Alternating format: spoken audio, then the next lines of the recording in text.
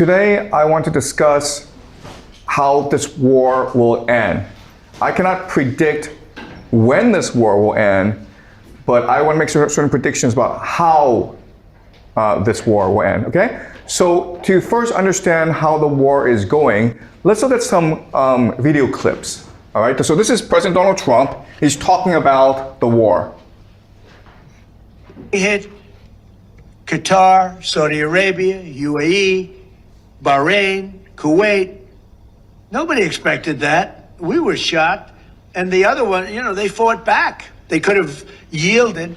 But think of it, if we weren't around, they had tremendous power. They had thousands of missiles, most of which we've terminated.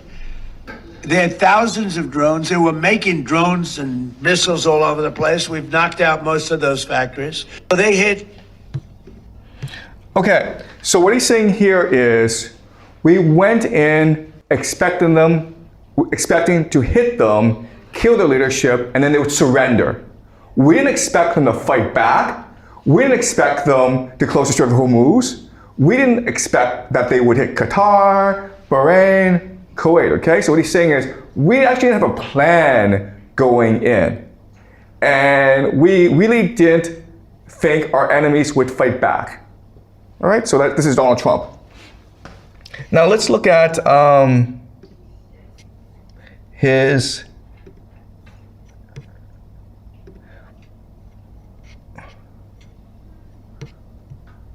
President's preference is always peace. There does not need to be any more death and destruction. But if Iran fails to accept the reality of the current moment, if they fail to understand that they have been defeated militarily and will continue to be, President Trump will ensure they are hit harder than they have ever been hit before. President Trump does not bluff, and he is prepared to unleash hell. Okay, so what is she this is Karen Levitt, and she's the press secretary for the White House. And what she's saying is, look, we've defeated these guys, but for whatever reason, the Iranians don't know that. That's the problem. The problem isn't us. We came in with the right strategy, we did everything right, but for whatever reason, the Iranians, being stupid, don't know they've been defeated. All right?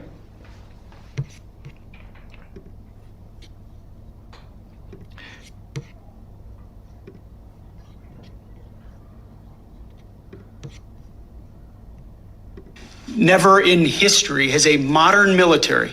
Iran had a modern military, a modern navy, a modern air force, modern air defenses, leadership, massive bunker. Never has a modern military been so rapidly and historically obliterated, defeated from day one with overwhelming firepower. The air campaign that we've conducted, that Israel's conducted alongside us, was one for the history books, truly. And it's because we have a president of the United States that when he sends his warfighters out to fight, he unties their hands to actually go out and close with and destroy the enemy as viciously as possible from moment one. And that's why we see ourselves as part of this negotiation as well. We negotiate with bombs. You have a choice as we loiter over the top of Tehran, as the president talked about your future. The president has made it clear that you will not have a nuclear weapon. The War Department agrees. Our job is to ensure that. And so we're keeping our hand on that throttle as long as hard as it's necessary to ensure the interests of the United States of America are achieved. Okay, so this is Secretary of War Peter Hegseth, and he represents the Pentagon, the military. And his attitude is, we're winning this war, we are kicking ass, and we don't have to negotiate because we're kicking ass. And we'll continue to do so. All right, so this is the attitude of the military. Now, the US media has been reporting that Donald Trump is seeking an off-ramp. He's seeking negotiations. And what Peter Hegseth says, no, let's negotiate with bombs, man. Okay?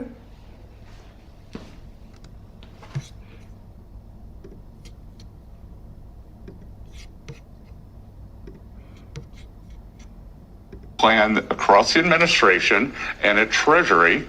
We unsanctioned Russian oil. We knew that there were about 130 million barrels on the water, and we created supply that is beyond the Straits of Hormuz. So we anticipated this. We knew that there could be a temporary, and I want to emphasize temporary, choke point there. And there was 130 million barrels of floating storage. In the coming days, we may unsanction the Iranian oil that's on the water. It's about 140 million barrels. So depending on how you count it, that's 10 days to 2 weeks of supply that the Iranians had been pushing out. That would have all gone to China. In essence, we will be using the Iranian barrels against the Iranians to keep the price down for the next 10 or 14 days.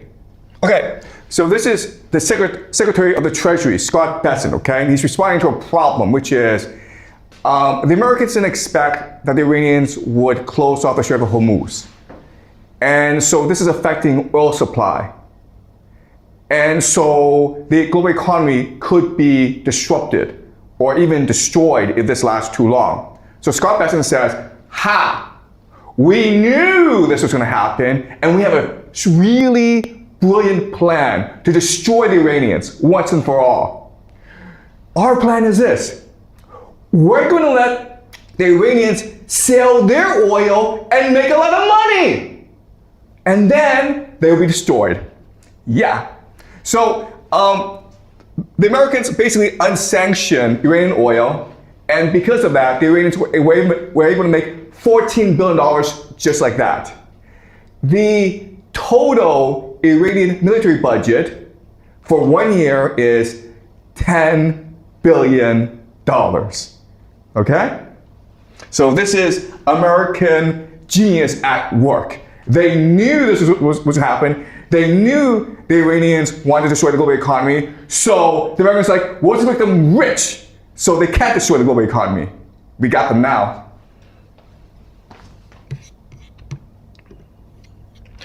All right.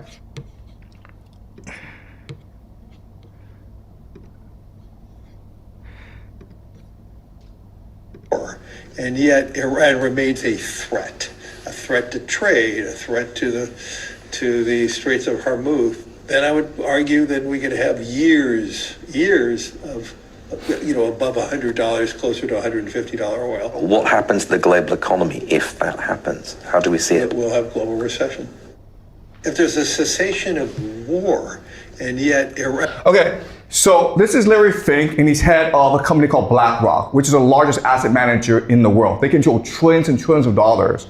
And what he's saying, he's being interviewed by the BBC. What he's saying is, we can't stop this war now, because if we stop this war now, that means that the price of oil will be too high for many, many years. The Iranians will control the Strait of Hormuz, and therefore we must fight this war to the end.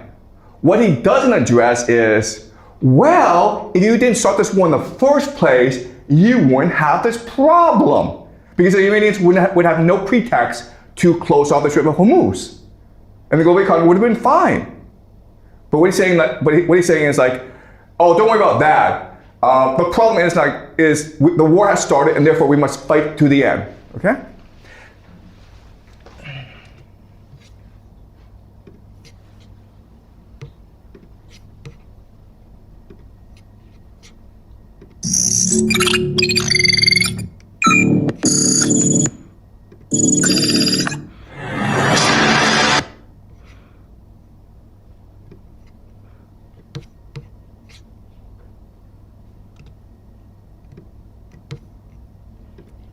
Okay, so this is a drone launched by an Iranian proxy in Iraq flying over an American base.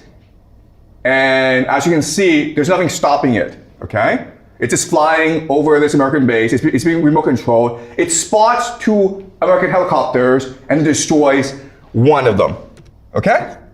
Meaning that you have all these American bases throughout the Middle East, and they are vulnerable. They cannot be protected against cheap drones. So from an American perspective, this war will either bankrupt the Americans or this war will be lost, okay? But it's very hard to fight this war against a determined enemy. So what I want to do now is examine how this war will turn out, okay? So I've said this many times, but the Americans are losing this war. And the main reason is the problem of hubris. And so I want to examine closely what this means strategically, what this means on the battlefield, okay? So war is fought across 4 dimensions, all right? There is the narrative dimension, meaning global opinion, how history will perceive this war. There is the political dimension, meaning how your allies perceive this war, how your domestic base perceive this war. There's the economic, and then there's the military. If we examine this war closely, the Iranians are fighting a very different war from the Americans. What the Americans are doing is basically they are shifting the narrative, political sphere, and economic sphere to fit their economic strategy, okay? Their economic strategy is decapitation, which forces surrender, right? So what they want to do is they want to not destroy the Iranian leadership, destroy the Iranian economy to force a surrender, in which case the Americans can dictate terms. That is their strategy, and that's about it.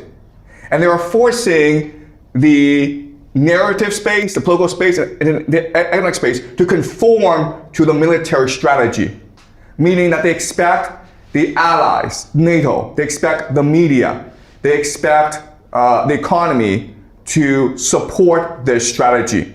So, for example, in the political space, Donald Trump has ordered NATO to come and open up the Strait of Hormuz, okay? And also, Donald Trump refuses to acknowledge the fact that this war is very unpopular back in America. In the economic space, what the Americans are trying to do is keep the price of oil low so that it does not disrupt the global economy. And they do that, of course, by unsanctioning Russian and Iranian oil, which benefits the Russian and Iranian economies, okay? And in a narrative space, they're basically trying to tell the media to follow the party line. Donald Trump has threatened journalists that if you do not report this war is going well, then I might put you in prison, all right? So this is the American strategy, forcing the narrative, political, and economic spheres to conform to the military strategy. The Iranians have a different approach.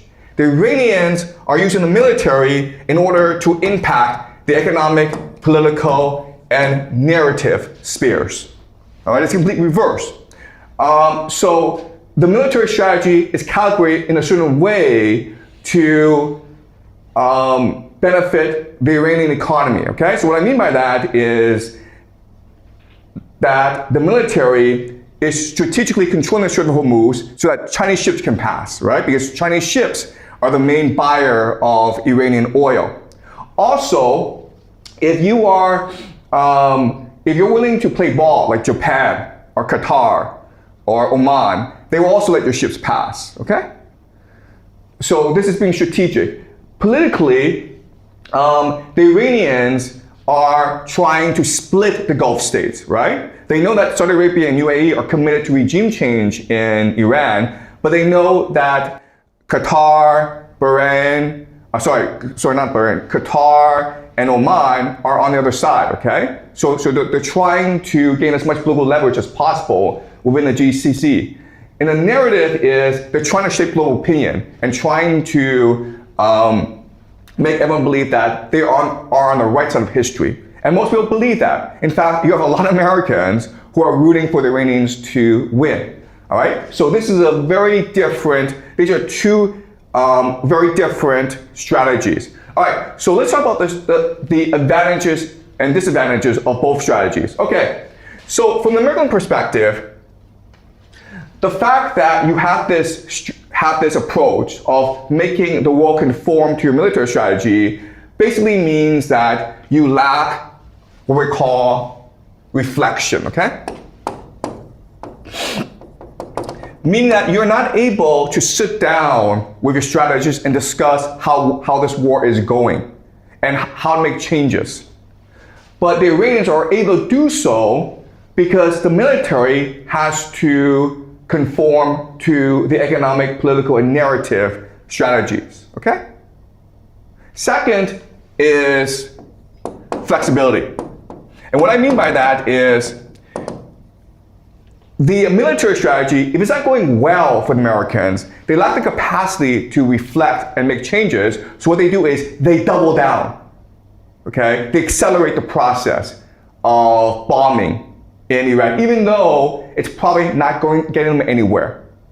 Also, much more importantly, the Americans will choose much more self-destructive, desperate strategies, such as sending ground troops. It is possible by this weekend, ground troops will be sent into Iran, which most military analysts believe to be either countereffective or suicidal, okay?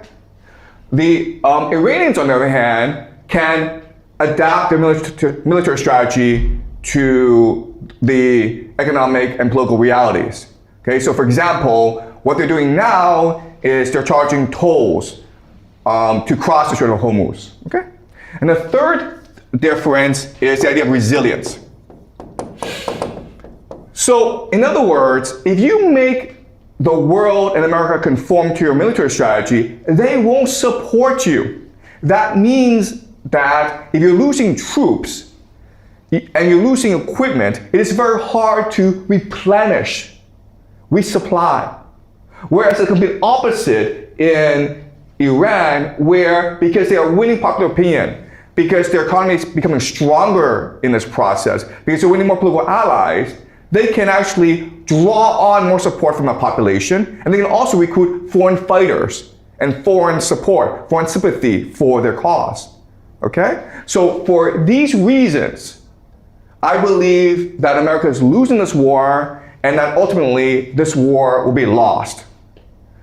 When this will happen, we don't know. Because America is an empire and they can actually drag us on for at least 20 years. All right? Okay. So now that we've discussed why America will probably lose this war, I want to now shift our focus to discuss how the world will change because of this war. What does the end of this war look like? And to do that, what's really important is to go back to our model of how the world works, okay? So remember, last week we discussed the structure of the world. And at the very core is the empire. Because the empire provides the muscle, the military might, to shape the contours of reality, okay? And then with the empire, you have the finance, okay? Finance includes City of London, Wall Street, Bank of International Settlements, and asset managers, and they are the game masters, okay? Okay, the empire is the muscle, but the finance are the ones who actually set the game. And then this creates the global economy, which is based on the US dollar, right? But you can't actually have people believing that this is the way the game is structured, because then people won't want to play the game. So what you do is you create an additional layer of multilateral organizations, what the Americans like to call the rules-based international order, including the UN and the WTO, okay, and other organizations. But this makes people believe that the way the world is structured is fair, open, and transparent. And you hide the finance and the empire behind multilateral organizations, okay? And then to justify this system, you have the culture, education, and media, which then creates the different legal infrastructure of different nations and the values as well, okay? So this is how the world is organized. We also discussed how there are these organizations that are above the nation state, that are above the system in order to benefit from the system, to keep it going, but also to extract rent from it. And these include intelligence, crime, and science. We also discussed how the organizing forces behind intelligence, crime, and science are transnational capital,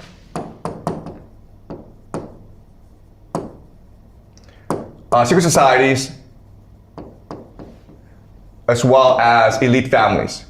And we discussed how they are bound together by a concept called the occult, which we'll study later on, okay? But the idea of the occult, okay? So this is the structure of the world. Now, once this world is created, what you need to understand is that the people in different spheres who benefit from the system, first and foremost, their interest is maintaining that status quo, okay?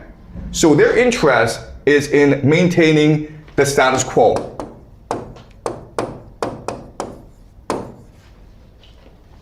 All right?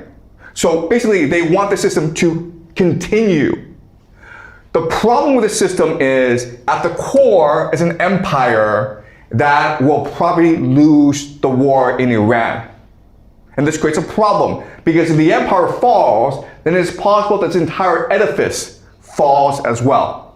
So the only solution is to replace the empire, the American empire, with another empire, all right? That is able to provide the muscle for this system. And this empire, I've argued in the past, is of course Israel. And this is what we call Pax Judaica.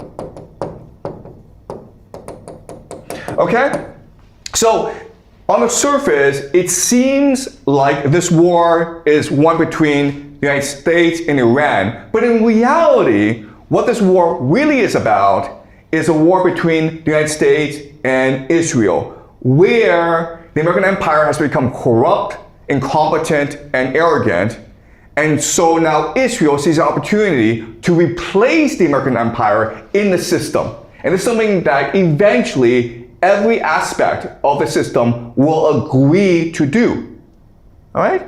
So the main outcome of this war, when it ends, is that Israel will replace America in the Middle East. Okay? All right.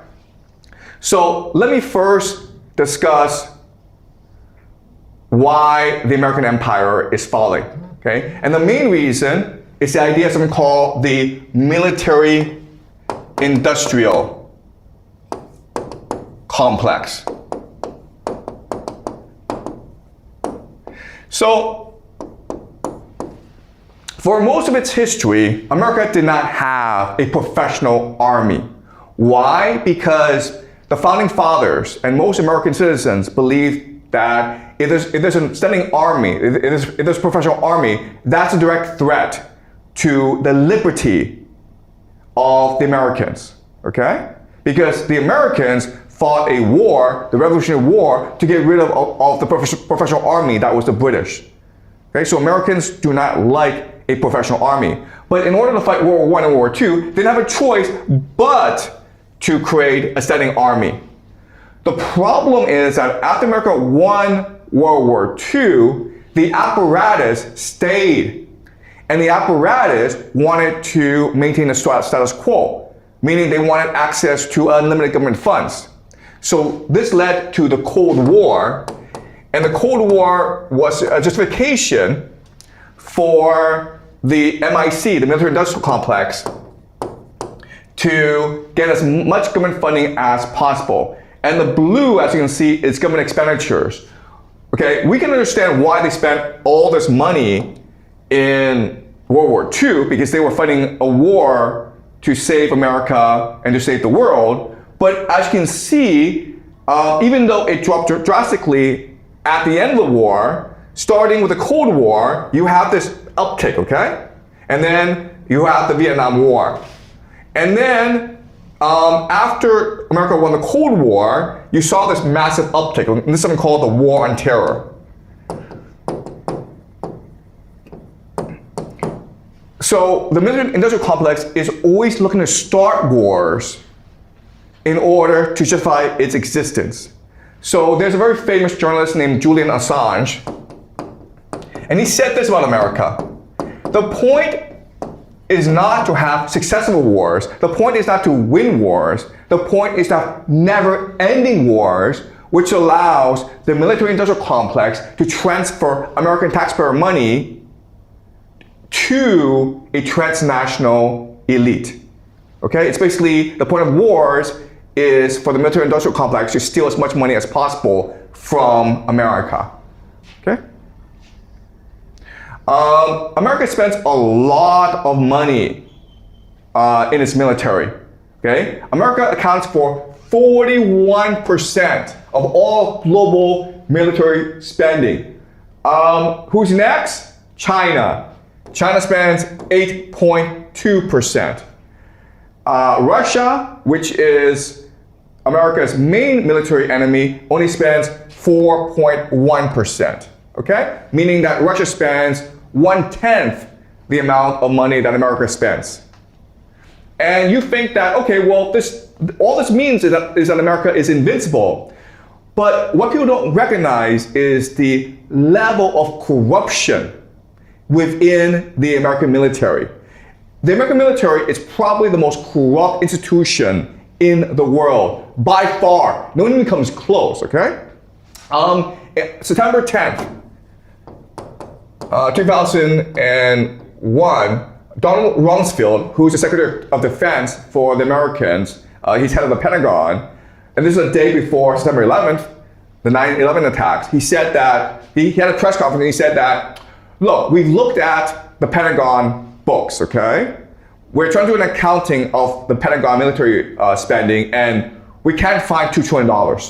There's $2 trillion missing from the budget. It went somewhere, we don't know where, but it went somewhere, okay? All right, so this is so where does the money go? It goes to private contractors, okay? These are all private companies that make a lot of money off the government, okay? So listen at the Boeing company.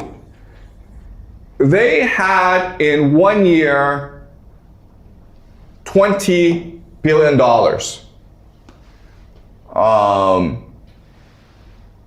from the government. They got $20 billion in contracts from the government, okay? To do so, they had to spend $16 million in order to lobby Congress through advertisements, through political campaigns. And then they bribed, this is a bribe to politicians. They spent $2 million, okay? So this is a really good business to be in. You spend $2 million, you give them bribes to politicians, then you spend $16 million on campaigns, and then you make $20 billion, okay? This is extremely profitable. The difference, of course, is being picked up by the American taxpayer. The Boeing company is not just a defense contractor, but also makes civilian airplanes. And for these past few years, there's been quite a few cases of civilian airplanes falling out of the sky made by Boeing. Okay, so for example, the Boeing 737 MAX. Okay, there was a recall because there were some engineering issues with the plane.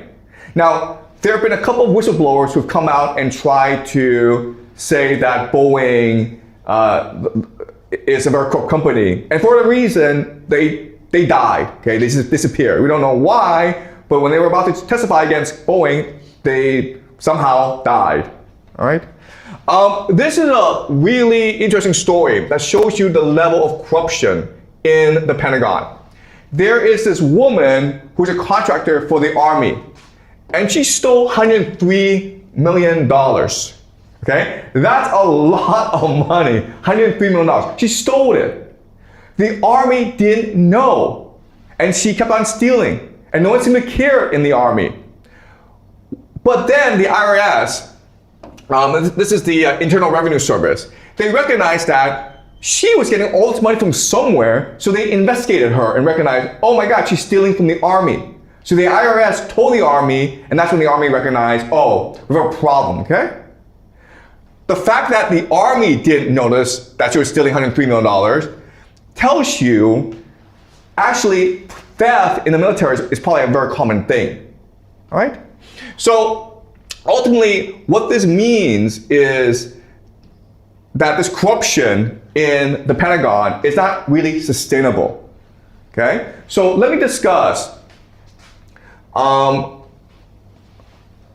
why this is a problem for America in Iran. Okay? So right now, America is facing three major issues with this war in Iran. The first major issue is the lack of political will, meaning that this war is very unpopular in America. Only 40% of the population currently support this war, and as things go on and on, support will probably decrease. Okay? You need political will because you need Americans to pay for this war. Trump has asked for $200 billion to fund this war, and also it's possible that Trump will call it the national draft, which I believe will happen. Okay? So if Americans don't want to support this war, it's very hard to get them to pay for this war and to go fight this war. Second problem is lack of manufacturing capacity. So in other words, what this means is that if you lose planes, if you use too many bombs, you cannot replenish it because you don't have the factories to produce these planes and bombs quickly enough. Okay? And so if this war drags on too long, then America will just run out of bombs. Now, and the third problem for America is unwillingness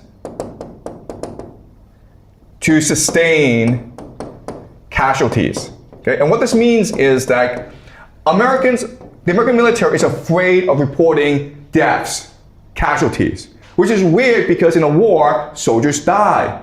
That's just the reality of war. But the Pentagon is afraid of reporting too many deaths because of the fair political backlash. Okay? So these are three major problems for the American military in Iran. These are the three major constraints.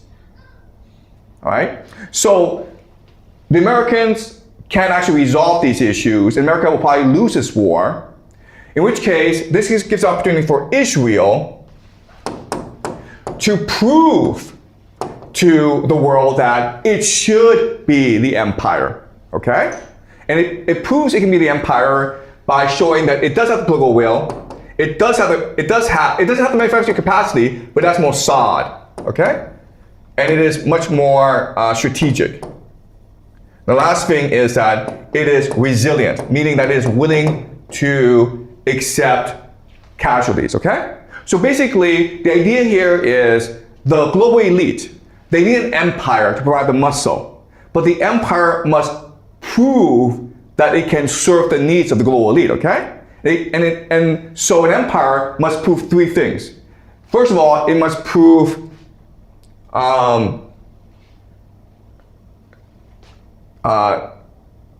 unity. It must prove it has the resources and the capacity, basically the capacity, okay? And it must prove determination. All right? So to understand this idea, let's just do a thought experiment. Right? Let's just say that we're venture capitalists. We have billions of dollars, we have trillions of dollars, and we want to invest in a company. Okay? So we're approached by two companies. Company A, Company B. Okay? So Company A comes to us and says that, look, I have 100 companies, and they're all profitable. Okay? I don't have a business plan, but I have lots and lots of resources, and I have a lot of experience and a lot of skill. And so if I were to invest in another company, I'm sure it'll make a lot of money. Okay? All right? So skills and experience. That is Company A. Company B is these young guys, and they failed, okay? But they're like, you know what? we're going to put our heart and soul into this enterprise. We're going to work 16 hours a day, every day for as long as it takes. And we won't stop, okay? Even if this company is successful, we're gonna keep on going because it's our passion. And if this company fails, then we're bankrupt. We might kill ourselves, all right? So if you are the venture capitalist, do you put your money in A or do you put your money in B? Now, most people would put their money in A because they think it is low risk. But if you're a smart venture capitalist, you put your money in B because it's high reward. Okay? So company A already has 100 companies that are successful. People in the company don't really care if this new enterprise is successful or not. Who cares, right? I can afford to lose. In which case, it's more likely the company A steals your money than actually invests it properly. Whereas company B is going to be the opposite, where this is their last chance. If they take your money, they're going to make sure that they grow it. Because if they don't grow it, then they themselves die. Okay? So you need these things. You need unity, capacity, and determination.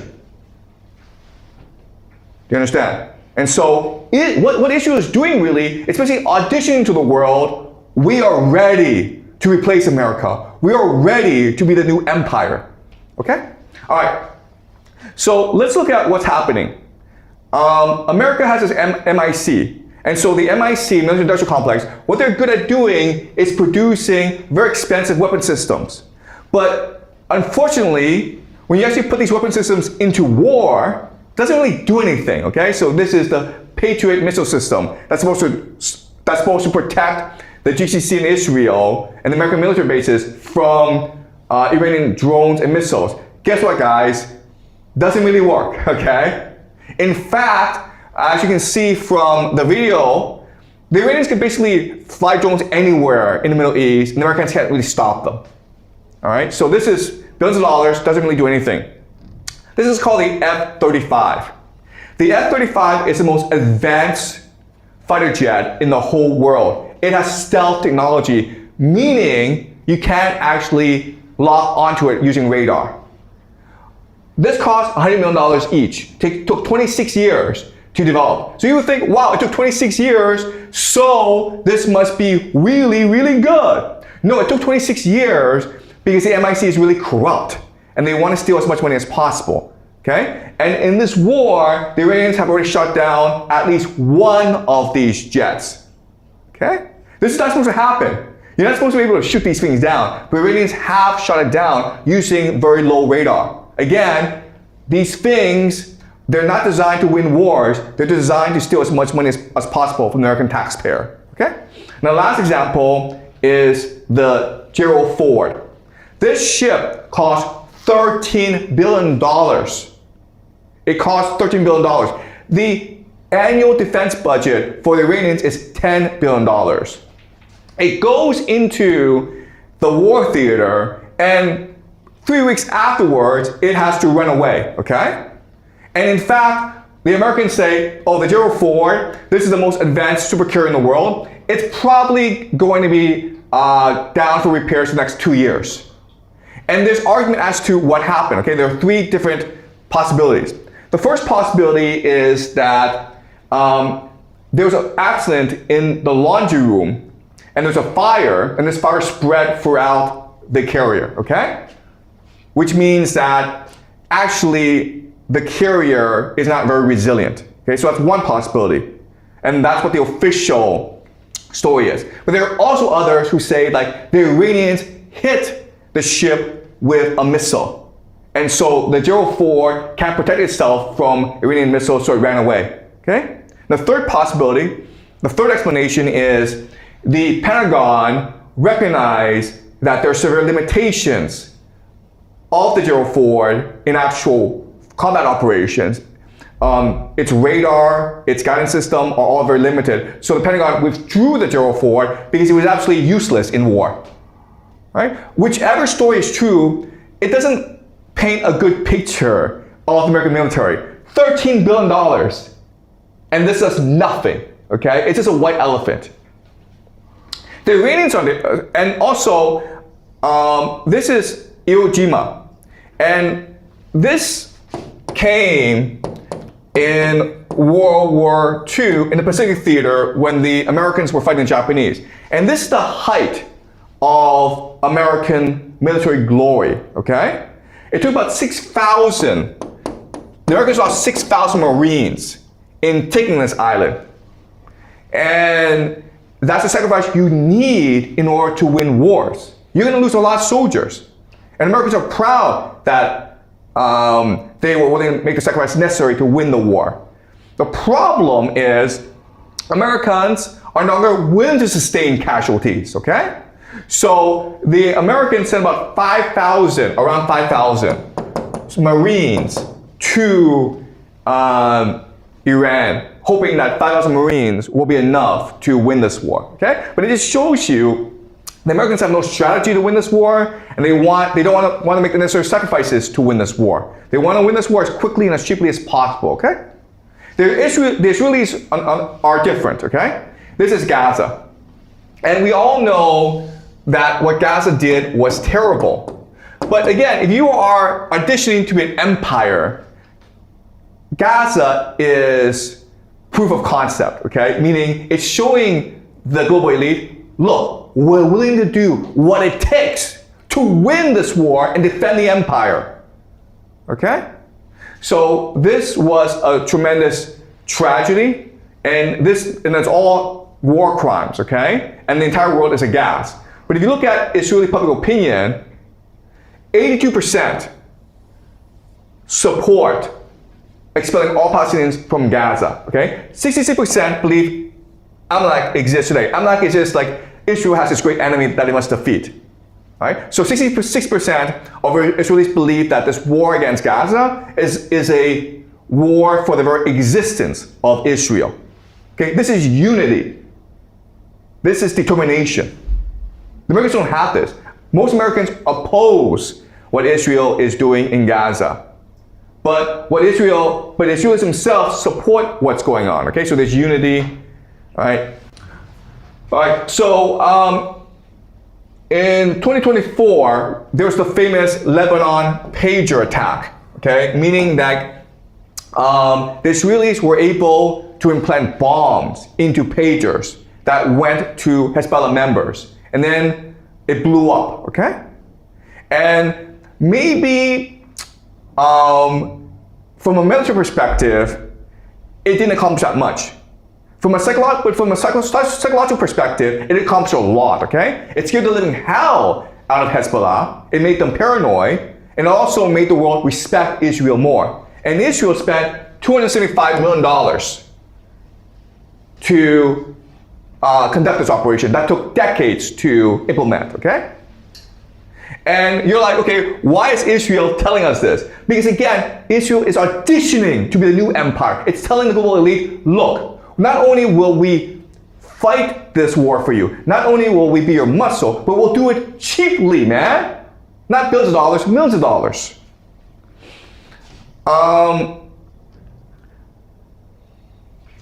This is ISIS.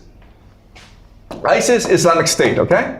And this is considered a terrorist organization. These Sunni extremists who go around and beheading people, all right? Now, this is from the New York Times, and the yellow tells you areas in which they operate. And as you can see, it's really across the Middle East. And the red are incidents of attacks directed by ISIS, okay? Now, something that's really funny about all this is ISIS attacks everywhere in the Middle East except for one country, and that country is Israel, okay? Really funny how you have these Muslim extremists going around committing all sorts of atrocities everywhere in the Middle East except Israel. And so that's why a lot of people believe that Islamic State is actually a creation of Mossad. But again, Israel is happy for the world to know this because again, Israel is auditioning to be the new empire. And what Israel is saying is, we don't have to use the American strategy of just bombing everyone to death. Okay? That's expensive, that's brutal, and it's not very strategic. We can use Mossad to infiltrate groups and use these groups against their comrades, their neighbors. Is that much more efficient? Is that much more effective? Okay? So what Israel is saying is, we are much better at controlling the Middle East than the Americans. So let us control the Middle East using our strategies. Okay? This is a story of a Mossad agent who was disguised as an ISIS preacher. Okay? And this happens a lot. There are lots of stories where you have these ISIS commanders or agents, and when you arrest them, you discover, okay, actually, they're actually Mossad, okay? So ISIS is basically a Mossad operation. All right, so the main story here is, okay, if you look at history, the relationship between Israel and America is actually pretty simple. Israel is the pit bull for America. The problem with an empire as it grows old is it doesn't want to do bad things. Okay? It wants to feel good about itself. Therefore, it subcontracts the violence, the murder, the genocide to different people, okay? To mercenaries, the Israelis in the Middle East. And this is a pattern throughout human history. So the Romans started out as mercenaries for the Etruscans in Italy. The Aztecs started out as mercenaries for the Colchican in Mexico. The Greeks started out as mercenaries for the Persians, okay? The Mongols started out as mercenaries for the Chinese. The Akkadians started out as mercenaries for the Sumerians. The Mamluks started out as mercenaries for the Ayyubid dynasty in Egypt. In every instance, what happened is the mercenaries eventually got to a point where we are the ones killing ourselves for this empire.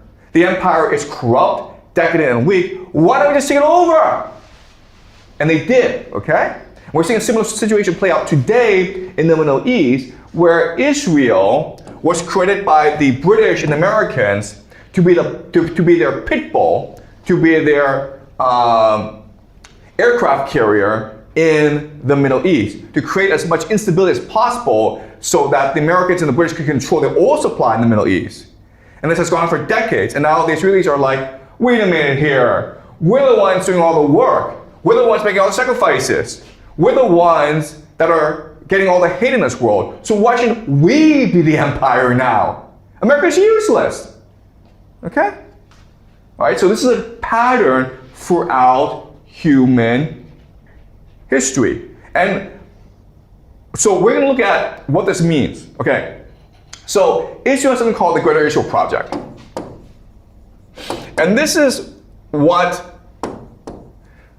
extremists in Israel believe. They believe that God in the Bible promised the entire Middle East to the Jewish people, okay? Extending from the Nile in Egypt all the way to the Euphrates in Iraq, okay? And it also encompasses Saudi Arabia, Jordan, Lebanon, Syria, and parts of Turkey as well, okay? Now, something really funny about this map is this.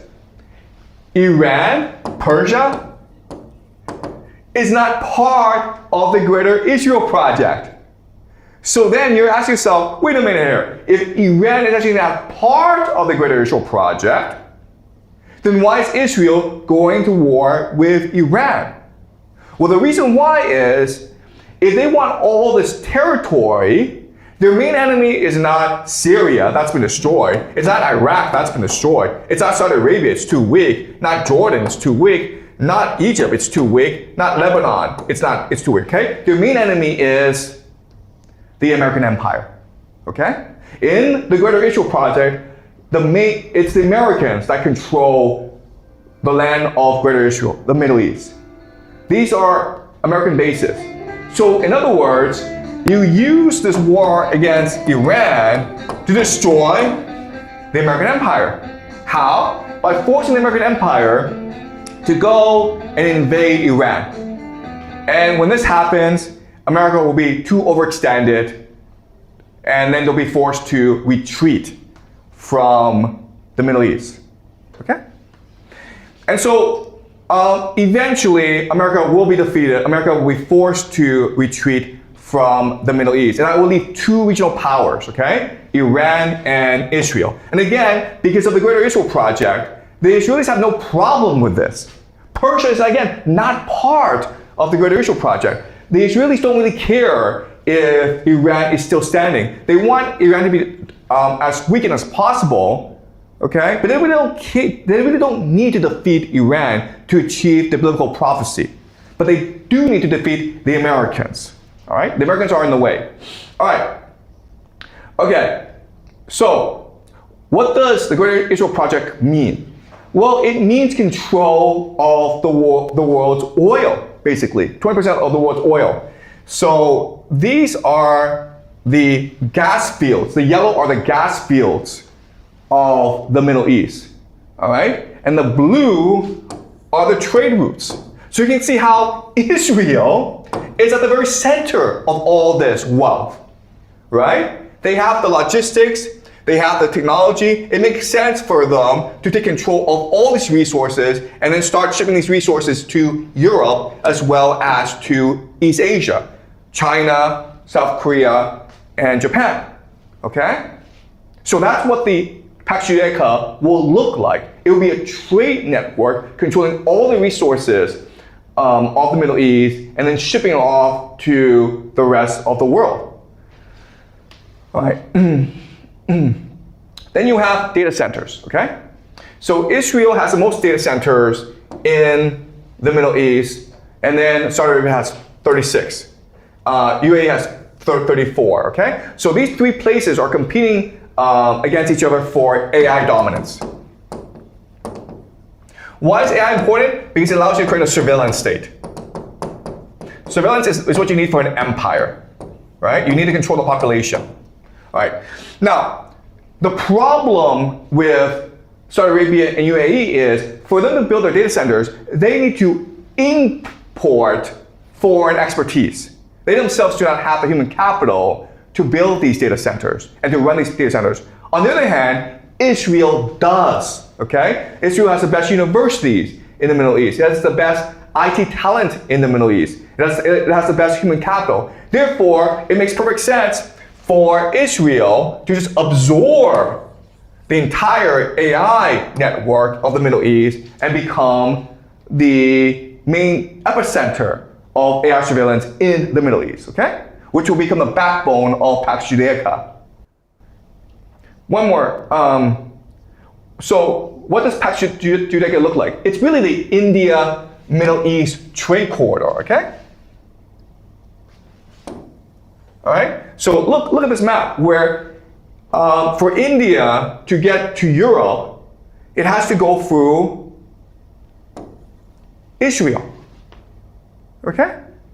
So this is what Pax Judaica will look like. Basically the IMAC trade corridor that will unite the South Asian continent with Europe, okay? But not only that, but the idea of this is also to connect to Africa, right? Because no other place is able to access Africa. Only Israel is. And not only that, but it's also able to access Ukraine and Russia. So the idea is to take Russian and Ukraine energy and food and then transport it into Africa. That's combining the world. Okay? So Israel, because of its location, can really be the epicenter of all global trade. All right. Now, let's look at Iran. So for the longest time, Iran did have lots of resources, oil resources, but the Americans put sanctions on these oil exports. This war has basically lifted all sanctions, okay? So the Iranian economy is now able to export its oil all across the world. So this is Trini Parsi, and he is probably America's foremost expert on Iran. And he talks to a lot of people. And what he's saying is basically Iran now is able to produce oil, transport it across the world, and then get money for it, okay? So what the conclusion he makes is this. Trump and Israel's war has ended up delivering Iran de facto sanctions relief. Before the war, Iran was cut off from the global economy. Because of this war, Iran now is becoming embedded into the global economy. It's the complete opposite of the intention of this war. And what this means is Iran is now less incentivized to end the war. Okay? The more this war keeps on going, the more Iran benefits economically. All right, so Iran, once this war ends, becomes the epicenter of two major trade networks. Okay, the first is something called the North-South Transport Corridor that links Russia, okay, and Iran together, okay? And this will then allow Russia to access India and Asia, and allow Iran to access Europe, okay? So this is the North-South corridor that's controlled by Russia. But also, you have, of course, the Belt and Road Initiative. And guess what? Tehran is also at the epicenter of this trade network, okay? So for China to access Europe, it has to go through Iran. For Europe to access China, it has to go through Tehran as well, okay? So this is what the new world will look like after the war. You'll have two regional powers, Israel and Iran. And they will have their own independent trade networks, and they will have their own access to resources. So Israel will control the resources of the Middle East, and Iran will control the Strait of Hormuz, okay? And with the Strait of Hormuz, they collect a toll, which will feed the economy. They will be helped by Russia and China, because it is in Russia and China's best interest to develop the infrastructure of Iran to facilitate global trade. Okay? But then you're like, wait a minute here, but Iran and Israel are enemies. Okay, so this is a misunderstanding. Ideologically, Iran and Israel are enemies. But I want to teach you three basic principles or rules of geopolitics, okay? And once you understand these rules, it'll be much easier for you to understand the new world that we're going into. The first is this. The strong respect each other and prey on the weak, okay? This makes sense, right? Why are the strong fighting each other? Wouldn't it be easier for them to leave each other alone and go pick on the weak? It benefits everyone, right? So in this situation, right, you have different countries. You have GCC, you have Israel, you have the United States, you have Iran, okay? So you have these four different players in this war. Right now, it's essentially Israel, GCC, and US fighting against Iran. But if Iran proves it is strong, and Israel proves it's strong, and GCC proves it's weak, the US proves it's weak, guess what's going to happen? Israel and Iran are going to get together and say, screw these guys. Let's just work together, man. Okay, does that make sense? Even though in the beginning, it seems as though Israel, GCC, and the US are allies against Iran, ultimately, if Iran is able to prove it's strong, then Israel will abandon the GCC and the United States. And Israel will work with Iran to build a new order in the Middle East. Because that's the law of the jungle. Okay? That is what is in the best interest, according to game theory, for Israel. And the last thing to understand is the weak do not work well together, the weak must ally with the strong for protection, okay? So what this means is that GCC is weak, right? So you look at Saudi Arabia, UAE, Bahrain, Oman, Kuwait, Qatar, okay? So these are the 6 GCC countries. They're all weak. And you would think, you know what? If they were to combine their resources and fight together, they could probably beat Israel or probably beat Iran. The problem with this is weak players don't work well together. Okay? They're weak because they're stupid.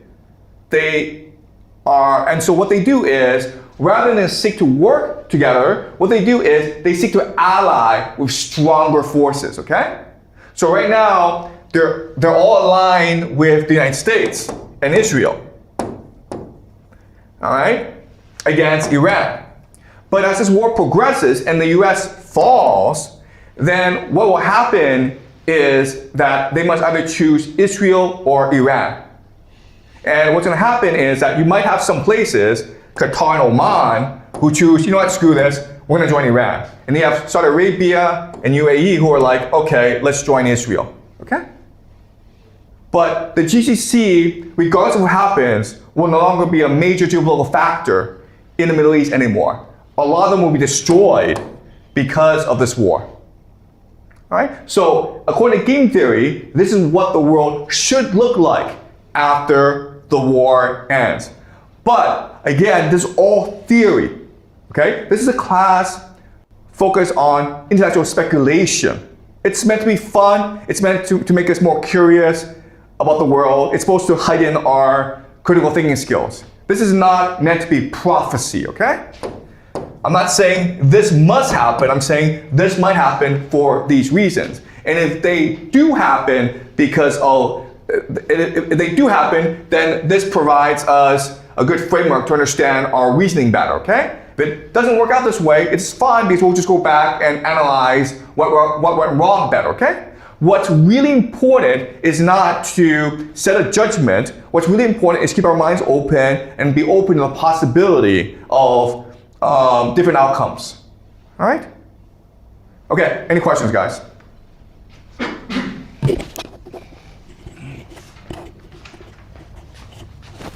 If Israel really defeated America, what will... No. I didn't say Israel will defeat America. I never said that. Okay? Well, Israel might. No. Let's be clear about language.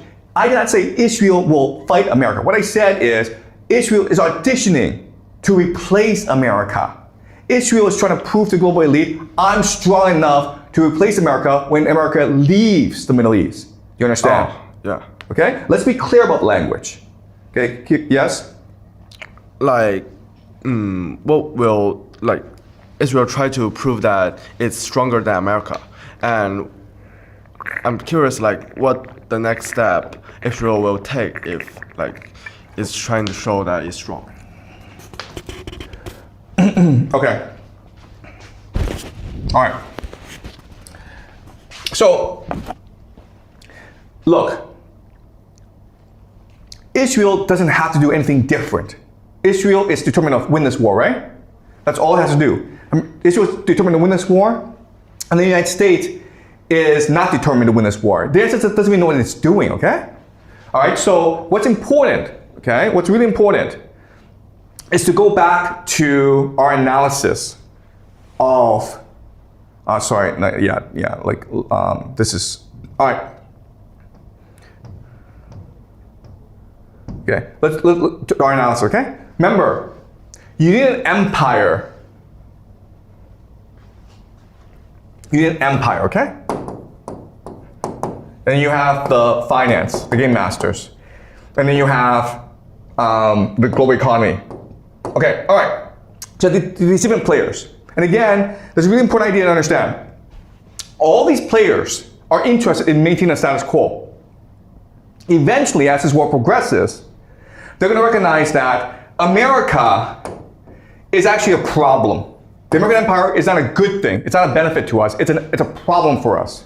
And so we need to replace the American empire, right? And who's the only alternative? Israel.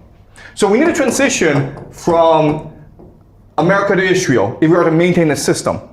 Then they recognize that, okay, the problem though is America will not go away. Empires don't surrender power willingly. And so we need to create a situation in which America is forced out of the Middle East. Now, Iran cannot defeat America on the battlefield. America can drag this thing on for at least 20 years. But we don't want to wait 20 years because we'll lose a lot of money in the process. And there's no point in waiting 20 years. So we need to force America out of the Middle East. So if we cannot defeat America, if Iran cannot defeat America on the battlefield, what we need to do is cause America to implode. We need to cause a collapse in America. And how do you do that? The economy. If I crash the stock market, if I cause oil to go way up, if I cause a lot of discontent in America, this will cause a civil war in America. And then the American military has no choice but to retreat back into America, okay? And then Israel will naturally take over from America. And this is something we'll discuss next class, okay? The strategy for how to destroy the American empire and replace it with Israel. All right? Okay, does that make sense? Okay, any more questions, guys? Okay, great. So I will see you next week, okay?